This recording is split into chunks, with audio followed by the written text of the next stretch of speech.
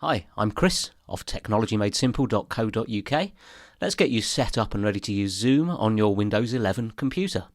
First of all, we're going to go to your internet browser of choice. I'm going to use Microsoft Edge, but if you want to use Google Chrome, they all really do the same sort of thing. I'm going to go to Zoom, Z-O-O-M, or if you're in America, Z-O-O-M, .us.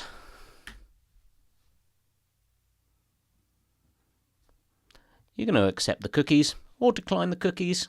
Up to you. Do you like cookies? I'm going to accept the cookies. Along the top here of the Zoom website, we've got the resources section.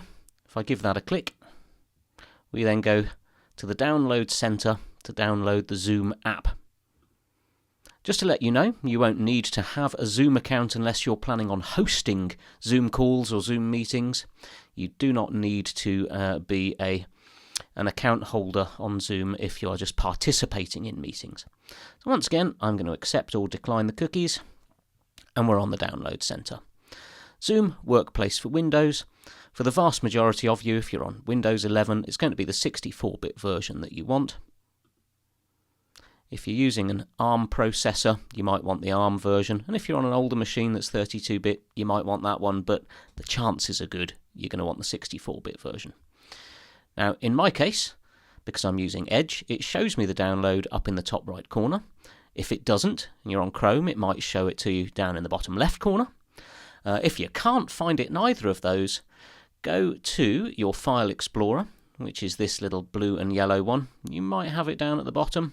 If you haven't, you can always do a search for File Explorer, and you can take yourself into your Downloads folder. So in File Explorer, it's this little section on the left, Downloads, and there it is, Zoom Installer Full. I give that a double click, click, and we wait for a moment whilst it gets itself going.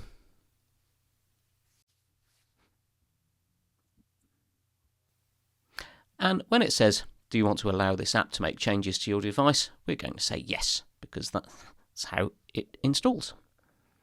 If it can't make changes, it can't install itself. Now it says the installation was successful. It'll ask if you want to automatically keep Zoom Workplace app up to date.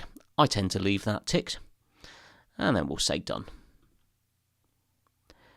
If you then want to find Zoom on your computer, I'm going to close all of these windows here so I can show you around a little bit. I'm even going to close Zoom so I can show you how to find it. Go to your Start menu. Go to All. You should have an alphabetical list here. And there's Zoom at the very bottom. If you're using Zoom regularly, you might want to open it and then do a right click on the Zoom logo down at the bottom and choose to pin to taskbar. If you're using it regularly, that's quite useful. If you're only using it every so often, if you're clicking on a link in an email to join the Zoom, this Zoom app should just automatically start itself up when you click on that link. Otherwise, you can always join a meeting and put the number in from there.